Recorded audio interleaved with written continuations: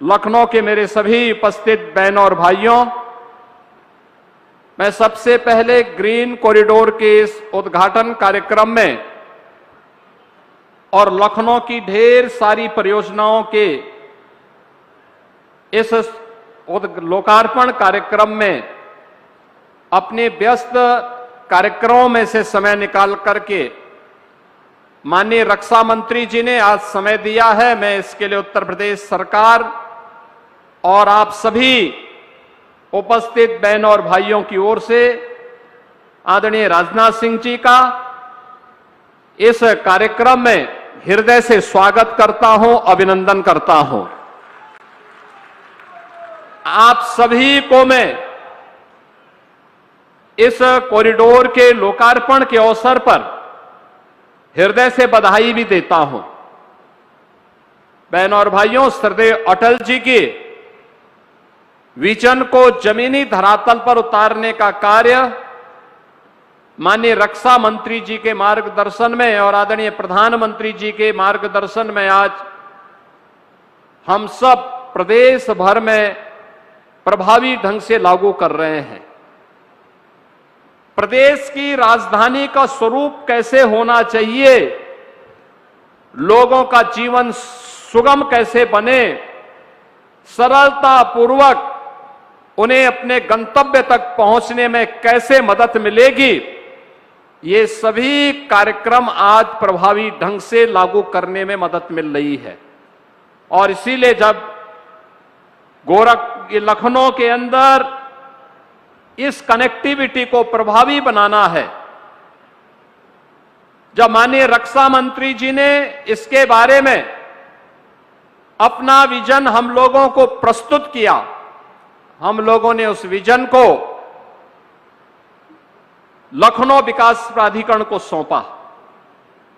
और मैं धन्यवाद दूंगा लखनऊ विकास प्राधिकरण की टीम को, जिन्हें शासन से हम लोगों ने धनराशि नहीं दी, बल्कि इन्होंने शासन की जिस भूमि पर कब्जा हुआ था उसे कब्जा मुक्त करते हुए, उसको मॉर्गेज करते हुए उससे पैसा बनाया और अब 1618 करोड़ रुपए की लागत के इस पूरे प्रोजेक्ट को अपने हाथ में लेकर के लखनऊ की कनेक्टिविटी को बेहतर बनाने का काम किया है। और उसके पहले 2 फेज आज लखनऊ वासियों के आवागमन के लिए ये आज समर्पित किए जा रहे हैं। ये सचमुच लखनऊ के लिए और श्रद्धेय अटल जी के विजन को जमीनी धरातल पर उतारने के लिए आदरणीय राजनाथ सिंह जी के मार्गदर्शन में चल रहे कार्यक्रमों की एक महत्वपूर्ण कड़ी का हिस्सा है। बहनों और भाइयों, जैसे यहां व्यापार प्रारंभिक उद्बोधन में डॉक्टर नीरज वोरा जी ने भी बताया कि आईएम रोड से पक्का पुल तक और डॉलीगंज से समता मूलक तक ये 2 फेज के कार्यक्रम यहां पर आज पूरे हो रहे हैं। और अब समता मूलक से शहीद पथ और शहीद पथ से किसान पथ तक, यानी टोटल आईएम से लेकर के किसान पथ तक 28 किलोमीटर की इस परियोजना का आज लोकार्पण और शिलान्यास एक साथ अभी माननीय रक्षा मंत्री जी के कर कमलों से यहां पर हमारे बीच में संपन्न हुआ है।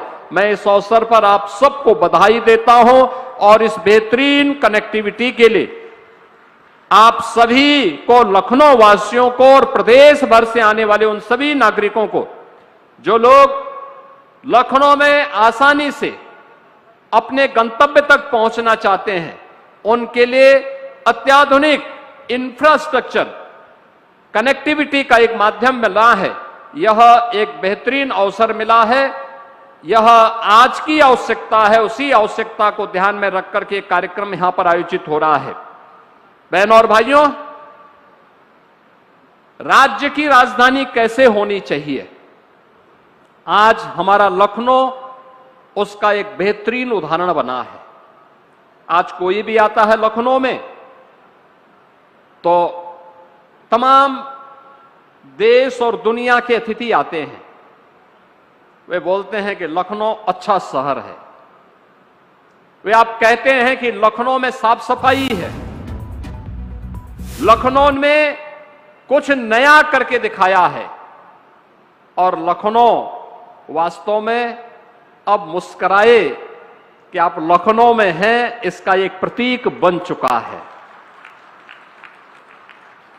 माननीय रक्षा मंत्री जी के नेतृत्व में लखनऊ ने विकास की जिस यात्रा को प्रारंभ किया, आज वह एक नए भारत के नए उत्तर प्रदेश की राजधानी के रूप में अपनी इस पहचान को प्रभावी ढंग से आगे बढ़ाया है। आज लखनऊ में एक ग्रीन कॉरिडोर के सेकंड फेज के लोकार्पण और थर्ड और फोर्थ फेज के शिलान्यास के कार्यक्रम को तो यहां पर आज उनके कर कमलों से यह कार्यक्रम शुभारंभ हो ही रहा है। अब लखनऊ में मेट्रो के कार्य को भी प्रभावी ढंग से आगे बढ़ाने का भी एक नई स्वीकृति प्राप्त हो गई है, जिस पर उत्तर प्रदेश सरकार ने भी पैसा देकर के भारत सरकार के साथ मिलकर के लखनऊ की पब्लिक ट्रांसपोर्ट की बेहतरीन सुविधा को भी प्रभावी ढंग से आगे बढ़ाया है। लखनऊ एआई सिटी के रूप में विकसित होगा, इसके लिए भी धन की व्यवस्था हम लोगों ने कर ली है। अगर इमर्जिंग टेक्नोलॉजी के क्षेत्र में लखनऊ आगे है, अत्याधुनिक इंफ्रास्ट्रक्चर, जब देश के सरफेस ट्रांसपोर्ट मंत्री के रूप में आदरणीय राजनाथ सिंह जी ने देश के अंदर सदैव अटल जी की सरकार में अपना दायित्व प्रारंभ किया था, उस समय उन्होंने लखनऊ की लाइफलाइन के रूप में शहीद पद दिया था लखनऊ वासियों को। उन्होंने आदरणीय प्रधानमंत्री मोदी जी के नेतृत्व में गडकरी जी को बुला करके, भारत सरकार के सड़क राजमार्ग मंत्री गडकरी जी को बुला करके लखनऊ के बाहरी कॉरिडोर के रूप में किसान पद दिया। लखनऊ के चारों ओर आप देखते होंगे एक लंबा कॉरिडोर आपको दिखाई देता होगा सड़कों का।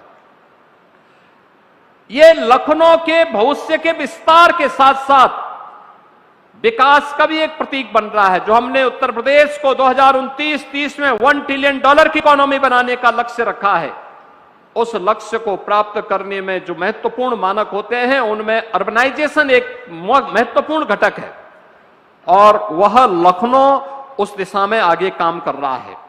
और उसी कार्यक्रम को आगे बढ़ाते हुए अब आप देख रहे होंगे हम लोगों ने स्टेट कैपिटल रीजन के रूप में इसके विकास को और तेज गति के साथ आगे बढ़ाना प्रारंभ किया है। यहां पर आवासीय सुविधा कैसे होनी चाहिए, याद रखना, लखनऊ विकास प्राधिकरण को हमने बजट से पैसा नहीं दिया। ये पैसा उन्होंने यहीं की जो जमीन कब्जा हुई थी उसे कब्जा मुक्त करते हुए मलसे मऊ में यहां पर 40 एकड़ भूमि में लगभग 1000 करोड़ रुपए को उन्होंने मॉर्गेज करते हुए वहां पर इसे विस्तार देने का कार्य प्रारंभ किया है। ऐसे गौ घाट पर 11 एकड़ भूमि में जिसकी लागत है 70 करोड़ रुपया, उसको भी वहां विकसित करने का काम किया है।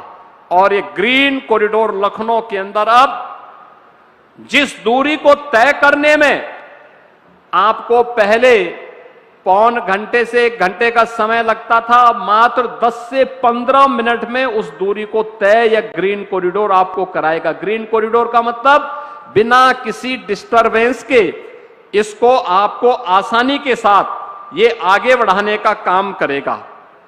और याद करिए, रक्षा मंत्री जी लखनऊ के सांसद हैं, तो उन्होंने दुश्मन को ठिकाना लगाने के लिए ब्रह्मोस मिसाइल भी इसी लखनऊ से बनाना प्रारंभ कर दिया। ब्रह्मोस मिसाइल में जो नौजवान इंजीनियर काम कर रहे हैं उनका सिलेक्शन भी इसी लखनऊ के AKTU में ही उनका सिलेक्शन हुआ है। और ज्यादातर इंजीनियर AKTU से, यहां के पॉलिटेक्निक से, इंजीनियरिंग कॉलेज से, ITI से उन्होंने अपनी सर्टिफिकेट, अपना डिप्लोमा डिग्री लिया है। और अब देश की रक्षा आवश्यकताओं की पूर्ति करने के साथ साथ रक्षा सेवाओं में भारत को आत्मनिर्भर कैसे बनाना है, इस दिशा में भी अपना योगदान दे रहे हैं और अपने ही घर में नौकरी भी प्राप्त करके गौरव के साथ आज यहां पर उस क्षेत्र में अपना योगदान दे रहे हैं। बहन और भाइयों, अब तो लखनऊ अत्याधुनिक इंफ्रास्ट्रक्चर के साथ साथ इमर्जिंग टेक्नोलॉजी के एक हब के रूप में विकसित होते हुए और देश की रक्षा आवश्यकताओं का भी नया केंद्र के रूप में विकसित हुआ है। याद करना, आत्मनिर्भरता इसकी महत्वपूर्ण एक कड़ी है। आप देख रहे होंगे गल्फ में वार छिड़ा है, दुनिया में एक आर्थिक अराजकता की स्थिति है। उन स्थितियों में हमारा देश मजबूती के साथ अपनी विकास की यात्रा को आगे बढ़ा रहा है और विकास की यात्रा इसलिए क्योंकि देश के पास सक्षम और योग्य नेतृत्व है।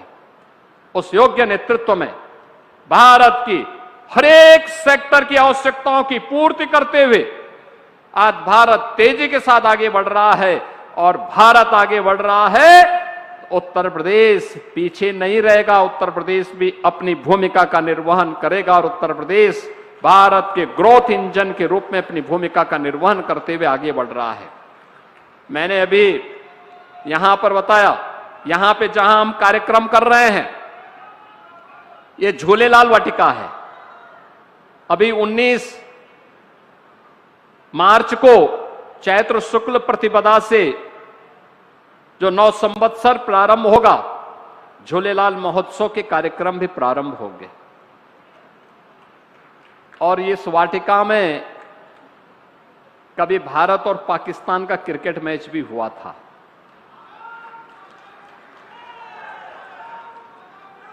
इस वाटिका में कब्जा हो गया था और जब यहां के मेयर के रूप में डॉक्टर दिनेश शर्मा जी थे तो उन्होंने उसे कब्जा मुक्त करवा करके इस वाटिका को इस योग्य बनाया कि देखिए आज कार्यक्रम यहां पे इतने अच्छे ढंग से हम कर पा रहे हैं। बहनों और भाइयों, एक ग्रीन कॉरिडोर इसलिए बन पाया उस समय जब आदरणीय राजनाथ सिंह जी ने हमें इस विजन को दिया कि लखनऊ के जाम को, लखनऊ की कनेक्टिविटी को सुगम बनाना है, तो पैसा 1618 करोड़ रुपए कहां से आएगा। हम लोगों ने विकास प्राधिकरण से कहा कि भाई देखो पैसा नहीं देंगे, आप काम करिए। उन्होंने कहा साहब ये कहां से होगा। हमने कहा हम लैंड दे देते हैं। अब लैंड थी सिंचाई विभाग की, तो जल शक्ति मंत्री थे डॉक्टर महेंद्र सिंह। मैंने महेंद्र सिंह जी को बुलाया, मैंने कहा भी देखो आपको कुछ लैंड देनी है। तो उन्होंने कहा मेरे पास तो कोई लैंड है ही नहीं लखनऊ में। मैंने कहा नहीं, सिंचाई विभाग की लैंड एलडीए को देनी है, उस पर अनऑथराइज कब्जा है। उन्होंने कहा हम कब्जा हटा देते। मैंने कहा नहीं, आपको कष्ट नहीं देना है, आप केवल एक कृपा कर लीजिए कि एक एमओयू कर दीजिए एलडीए के साथ और उस लैंड को एलडीए को दे दीजिए। उन्होंने कार्य किया। आज ये सारा कार्य आपके सामने है, किस रूप में हम आगे बढ़ करके आसानी के साथ इस मार्ग पर आगे बढ़ रहे हैं। बहनों और भाइयों, जब मिलकर के किसी लक्ष्य की दिशा में आगे बढ़ते हैं तो परिणाम आते हैं और ये परिणाम उसी का है। एक भाव था कि अपने लीडर की विजन को जमीनी धरातल पर उतारना है। परिणाम हमारे सामने है कि लखनऊ में सुगम यातायात का एक बेहतरीन केंद्र बना है। आज लखनऊ में वह सब कुछ है जो लखनऊ की आशा थी, आकांक्षा थी, लखनऊ के नागरिकों ने और श्रद्धेय अटल जी ने जो कभी सोचा था। आज उन सब को आगे बढ़ाते हुए हमें अत्यंत प्रसन्नता की अनुभूति हो रही है और इस अवसर पर आदरणीय रक्षा मंत्री जी का मार्गदर्शन और उनका लीडरशिप हमें यहां प्राप्त हो रहा है।